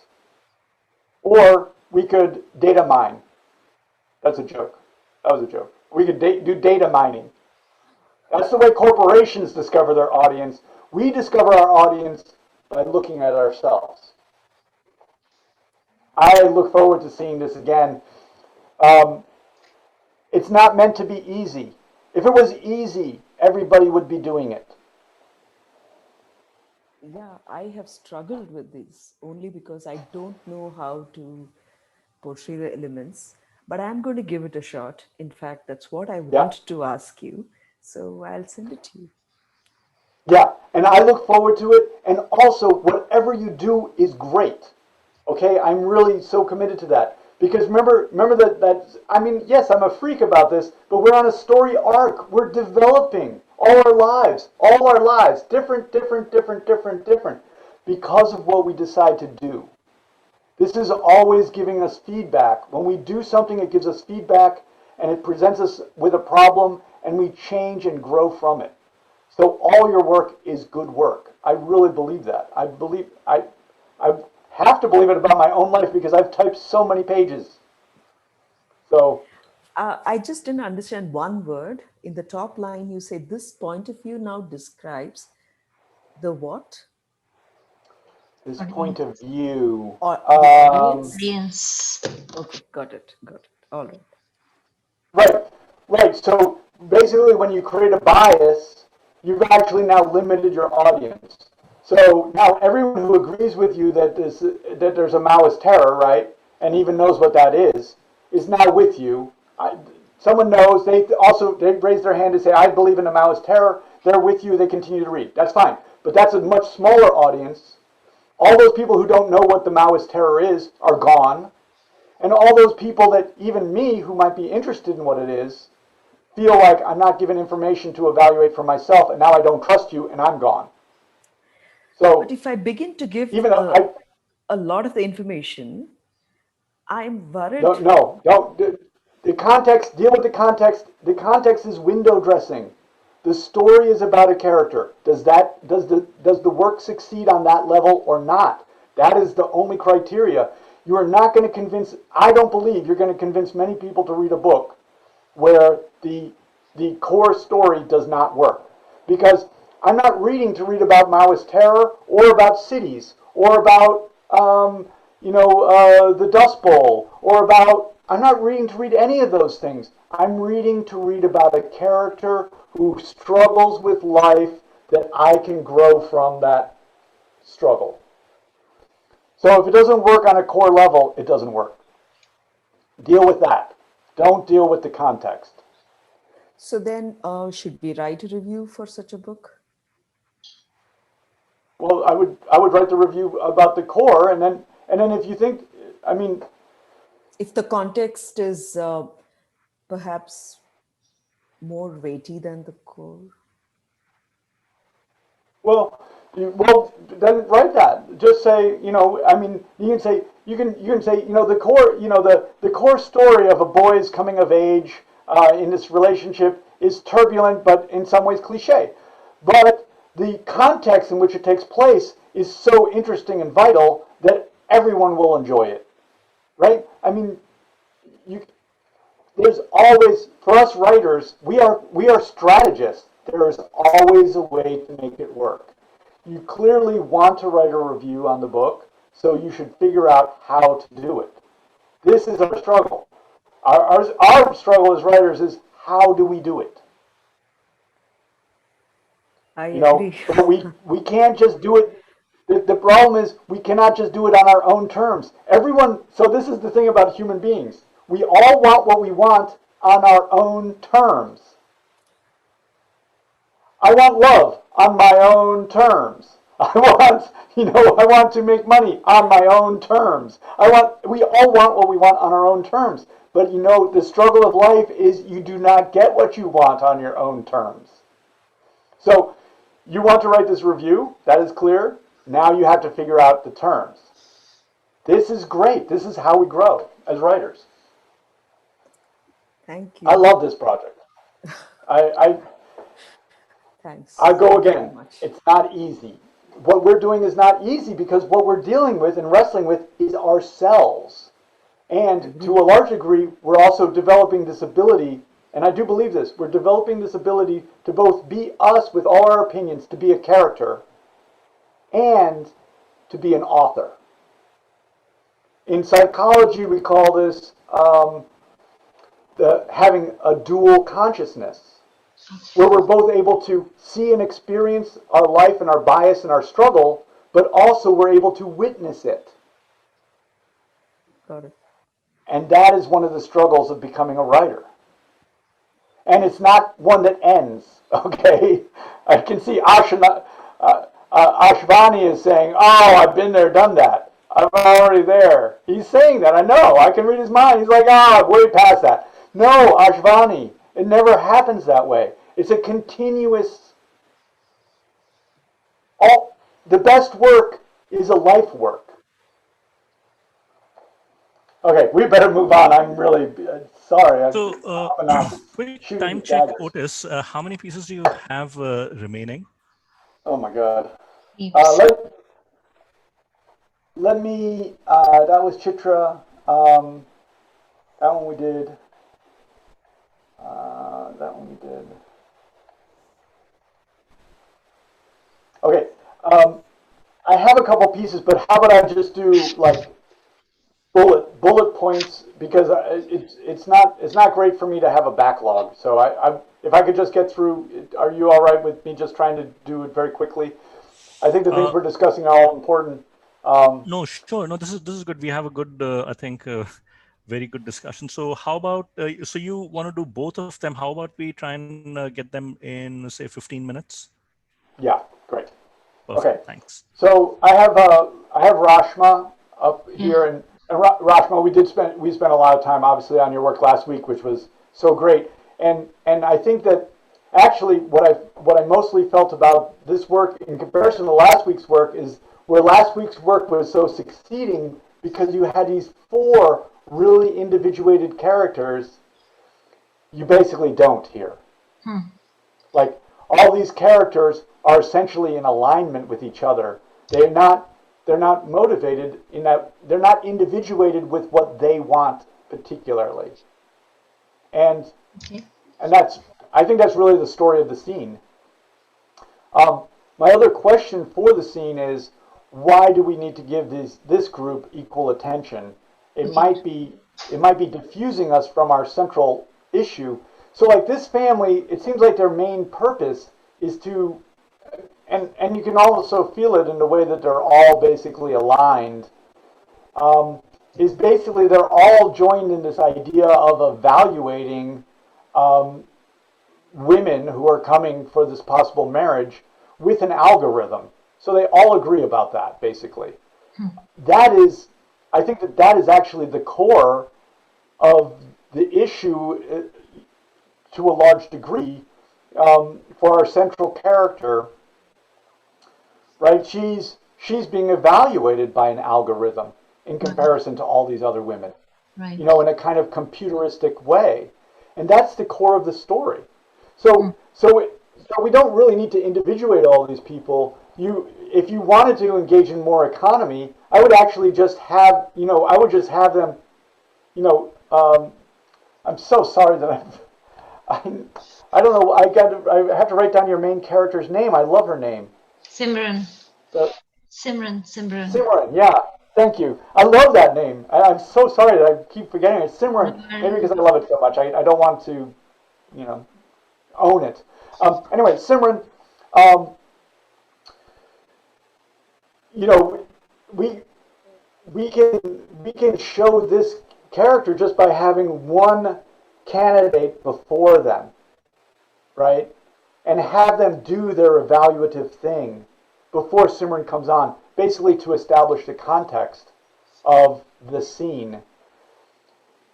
Yeah. I don't think that these people are the focus because they are, like I say, they're right now they're not different, and they only seem to have one function, which is to present this idea that people can be reduced to an algorithm, and that love, or whatever it is, I mean, I don't think it's love, but that love doesn't really exist. Only algorithms exist, and I just think you can do that quickly. But that's Okay. my Okay. I have three questions around this after the feedback. One question is that since they're being presented as a group, these are the antagonist force, and they're being presented as a group, that is why they look together, they look similar, except the mother who tells them that we should have found a girl from our circle who represents a tradition, way of arranged marriage. So that is where there is a little conflict. But what I'm developing is that I'm developing again another dysfunctional marriage in this group between the father and the mother, which has bearing later on in the climax scene. And I've included where you're feeling lost is because it's kind of a lot of subtext which has gone into it after layerings. So no. I think it's just it's not it wasn't really a subtext. I just don't know that you're getting value out of that. I mean, you're taking so we have four key characters. You're only dealing with a play. Again, we're you know, four characters is a lot. yeah, Now you've added eight. You've added four more characters. You've doubled it. double, yes, that's right. I don't think you unless you have some compelling reason to actually be bringing these two families together as protagonists and antagonistic forces, I wouldn't do that. I think you actually have a fairly well conceived, you know, The first. the audience doesn't care. Okay. You know, when we have our story about whoever, you know, Tom Cruise versus the evil Russian, Rocky versus the Russian. We don't care about that it's also the USA against Russia. Right. That doesn't matter to us so much. We care about this. We care about what we can focus on. It's part of the human condition. We like to focus. And from focusing, we learn about the larger thing. So I wouldn't complicate it with the families. I don't think you get as much out of that as the subtlety. And anyway, we're gonna understand that they're really just antagonists. It seems to me they're antagonists with you know, they're antagonists by having a male child who has a successful job and in computers, and they're antagonists in that they are richer. they basically they go along with the system. They go along with a system that basically dehumanizes women. Right. Right? By treating them as a math equation. Treating women as a math equation. So I think that's And it's also about technology taking over human beings, you know, when technology becomes that important. yeah, well, we can't decide whether human beings are math equations or not. That's not to us. It's just different points of view. That's right. Yeah. Okay. Right. Okay, I'll need to think about if I want how to deal with these characters. So you're saying just do it more economically rather than. I would be more economical because that's going to help our focus. Okay. And our focus is on Simran. I think Simran and Baldev, Chutki, right? Chutki and the mom are slightly peripheral but helpful in focusing that issue between Baldev and Simran. Right. And I would put all the focus on there. And then, yeah, you'll see. But if you're going to do it, if you are going to do it, unfortunately, you have to do it well, right? So that means if you're going to put 4 characters on the stage, then you have to have 4 individuated characters. I don't think that's where your time is best served. Personally, if I were giving you advice, I wouldn't say your time is served there. I would say your time is served by continuing to focus. What we do in stories is we basically we want to put our characters in a lifeboat. That's what we do. We put our characters in a lifeboat. And Simran and Baldev are the ones in the lifeboat. Right. Everyone else is a shark. Okay. Right. So I'll see I'll have to think about it. Yes. It'll need more thinking than if I have to do away with these characters at all. Right. Yeah. The only problem which we face, the only problem that we face with actors is that I can't bring 4 actors on stage and not give them lines. So if I have to have them, I have to give them shape and lines. Well, I don't know. Maybe.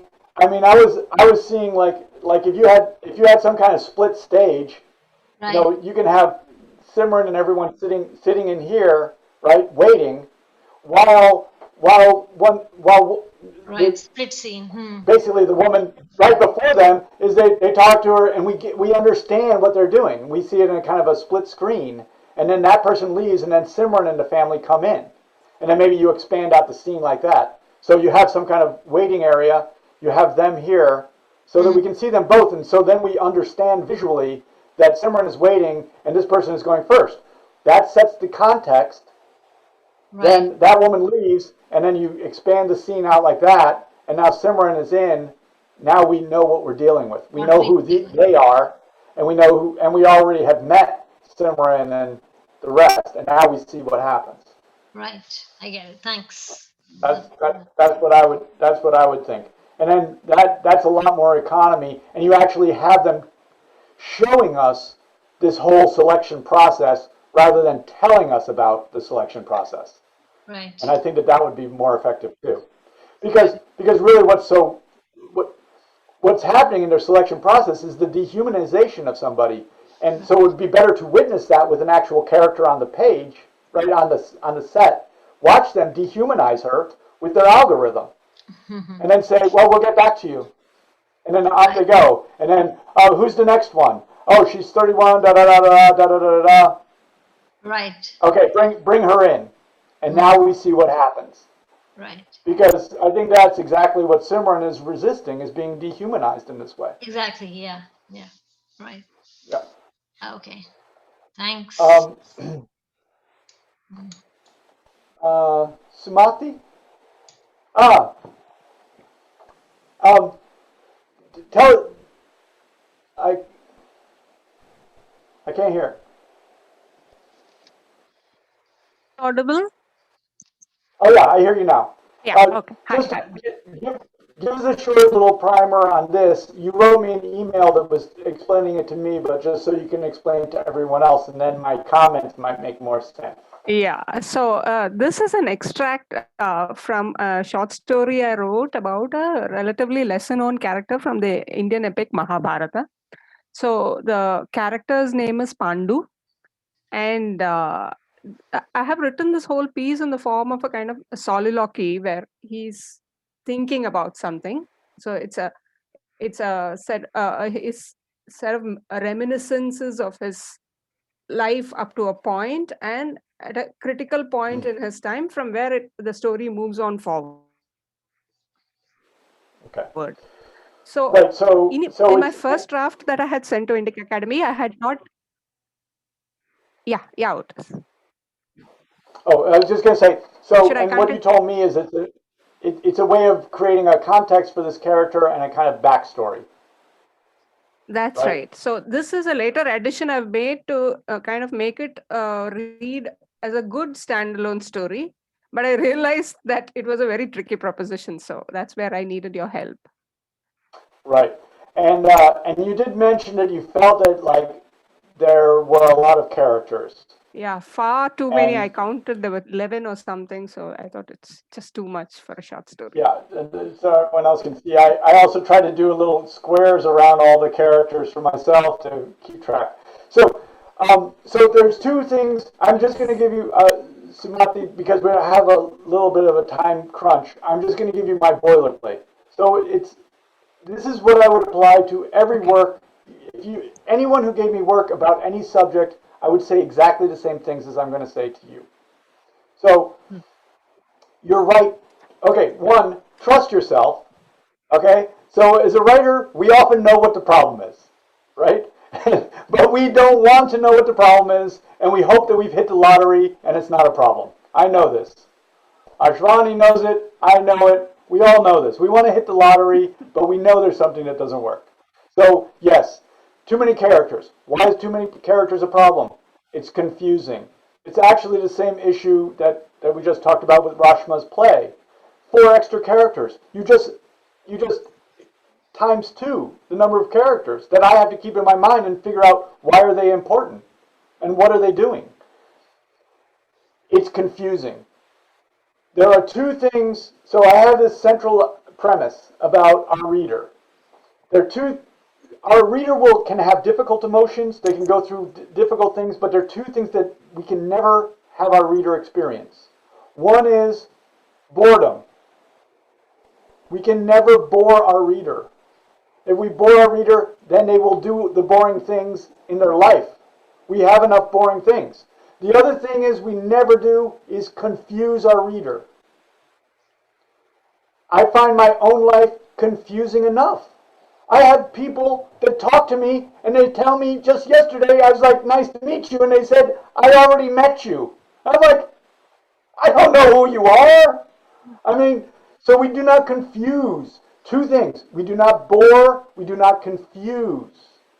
So that means we want a sweet spot of necessary complication. Focused, it's complicated enough, but not too complicated. Right? It's simple enough, but not too simple. This is what we're writing for. So you're right. There's too many characters here. I can't make any sense of this. Every character has another relationship. I'm going to go back to Jay if he's still here. Jay presented 3 characters. Each of those characters was individuated. I didn't understand their relationships because I was told about their relationships. I understood their relationships because of what they did and how they responded to each other. So I could imagine their relationship. It is not abstract. When I say someone is my stepmother, I say they're my nephew, I say they're my cousin, you don't know anything about our relationship concretely because you don't see it. It's just a name for it. It's abstract. In Jay's piece, it was not abstract. It was concrete. Concrete characters relating to each other. It takes a lot of work to do that. Can you do that with all these characters? I don't think so. The obvious answer is the Mahabharata, I'm not sure, but I think the Mahabharata is like 1,000 pages long. So it's 18 books long. So yeah. So are you going to be able to do it in 4 paragraphs? Probably not. Okay. So the next thing, I'm just going to really bullet point this for you. So I haven't done this in a long time, but you mentioned something, and this is going to be tough. This is going to be tough news. But I'm going to go ahead and act out a character thinking about something. You ready?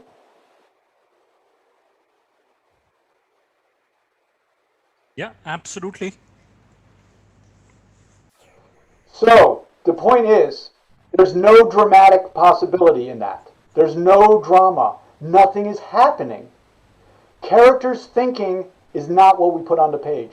I know that we're writers, and I know when we're writers, we're like, oh, I'm here typing, and that means I'm thinking, and therefore I'm going to write about thinking. No. We are dramatists. We put characters on the page. We put characters on the stage. We put characters in the frame. We put characters on the screen. However you want to think about it, we put characters. And we have them do things dramatically with each other. I'm carrying my parents in a basket. I'm exhausted. I stop for water. My father makes me feel guilty. I say, please don't make me feel guilty anymore. I love carrying you on my back. Well, that's great, son. Now maybe 20 more miles and we should be there. Right? Drama lets me know. Because I'm an author and I witness what happens between characters. Thinking, nothing. So that's that. Number 3, backstory. Backstory is only for one purpose. To elevate the next action in the dramatic story. This is I'm giving you the riot act. It's not to you, it's for all of us. I do this, I need to do it for myself. You know how much I love to type? I am such a good typist. I can type forever, basically. I can type, I can easily type 2,000 or 3,000 words in an hour. My God, I can type. But I can't type whatever I want to type. I have to type things that are relevant to the dramatic action. I'll give you an example. Okay, me and my buddies were biking down the road when Billy said, there's the old McGillicuddy house. We stopped our bikes, we looked up. The house was tall and gothic and had dark boarded windows. Billy turned to me and said, I dare you to go knock on the front door. I ain't afraid, I said. I'll go knock on that door anytime. It's like, well, you're not afraid. Why don't you go do it? I am doing it. You're not doing it. I am doing it. You're not doing it. I walked up the steps. I raised back my fist. The old McGillicuddy house was a house that had 7 murders in it just last summer. There was, even the dog was murdered. Bop, bop, bop, bop, bop. That's backstory. I brought my fist down on the door. Right? My point being, my action is what brings on the backstory. The backstory is to elevate so you understand what it means when I knock on the door. Does that make sense? The backstory's purpose is subordinate to the story, the dramatic story that's unfolding in the present. So, when I look at this work here, for one, it's complicated and all of that. But even if it wasn't complicated, why do I need it for the next action of the present story only? If it is not attached to the next action, then it's basically a non sequitur, from my point of view. It was like, yeah, that was the summer I was eating dinner with my family. I asked, hey, please pass the potatoes. The old McGillicuddy house was a house where there was 7 murders. It's like, it doesn't fit. Does that make sense? In this context, why would I tell the story about the old McGillicuddy house? It has to be relevant to the next action. So what is the thing in this story that is relevant? Reduce it, put it on the page so I understand it, and then I understand intuitively, right? You're creating basically a logic sequence. All of our stories are a logic sequence of narrative. This event, this event, this event, this event. And they all have to make sense logically. There's a logical thread through it all. And we have to be essentially religious about doing that. Abhinav, I know, is here. We got. Does that make a little sense? Yes, Sumathi? yes. Yeah. It looks I'm like sorry. I need to work a lot on this now. Well, I think it's so. Like I say, it's not about your work. It's these are my boilerplate stuff that I just come up with, and I apply it to my own work too. I really want to, we write a lot of things, and I think we write things for good reasons. You know that there's something important here, but I'm trying to get us to hone in as quickly as possible on creating these logical sequences. So we don't just go into backstory for no reason. John LaRue, right? I told you about him. He said two things. I threw him up against the wall. He told me two things. One, dialogue is what characters do to each other, which to me means dialogue is action. And the second thing is you only write backstory when you absolutely have to. And the reason he says that is because you have a momentum built in the story. Remember me? I'm on my bike. Da da da da da. Would it have been so much worse if I had just knocked on the door? Not really. I mean, it would have been about the same. Maybe it adds a little bit to it. But you only stop the momentum of the forward story when you absolutely have to, in order to help the reader understand the relevance of the next action. Right. But then how does one make it a standalone story if you can't delve too much into the backstory? Because in this case, I think a lot of what Pandu does or regrets, as in this case, is based on what his past. So his past has a relevance on his present. So in that case, how do I get him to? Well, we have to think about what a story How do I is. get So to share the backstory without? the story, the thing that your reader is signing on to is to read about a character involved in human struggle. The human struggle is this, basically. My reductive thinking about it. The human struggle is the character tries to get what they want. That's it. So the story is, if you want, and this is how we focus on something that is not boring. It's not boring because we're dealing with human struggle. A character is trying to get what they want against the forces of adversity. That's exciting. And it's not confusing. We focus on that one story. In a modern story, we have to focus on those one at a time. It's not about this whole long backstory. What is the struggle of the moment? What is the character trying to get? What do they want? This is what drives the story nowadays. I mentioned last time, I don't want to get too far into it, but the old ancient stories, like the Mahabharata, Iliad, Odyssey, Gilgamesh, a number of other, works, right? They contained cultural knowledge. They contained history, and they told stories. So they did all of those things. We don't do that so much anymore in the same way, but that's a bigger conversation. So focus on what is the story you want to tell, who do you want to tell it about, what do they want, how do they try to get it. A story is basically this: I want something on my own terms. I try to get it, I don't. So now I'm willing to do something else to get it. Do I get it? No, I don't. Now I'm willing to do something else to get it. Do I get it? No, I don't. Then I have to evaluate. Once I'm driven down to the depths of despair, I have to evaluate and finally make a choice. Do I change or do I die? That's basically, or do I die do I die never getting what I want? Or do I change in order to get what I want? Do I evolve? Do I rise like a phoenix? That's the focus of the story. Oh, I think we better do the rest of them Thank- next time, Abhinav. Thank you so much. Thank you so much, We Otis. should thank you, Otis, for doing this, and everyone.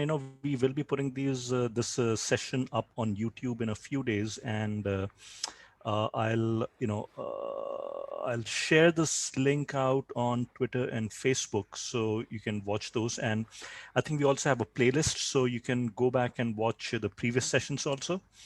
And again, please submit your review or your writing samples, and Otis will go through them next Sunday, and we'll talk to you in a week. Thank you. And someday we'll produce a book too, Abhinav. All the highlights. We should. It would be great. Okay, thank you all. I always enjoy seeing you all. I love talking about stories, and thank you so much for doing it's hard work. It's so hard. Like I say, we can all type.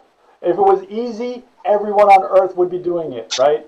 So I really appreciate you taking it on this is, I don't know, it's a joy to be able to do it.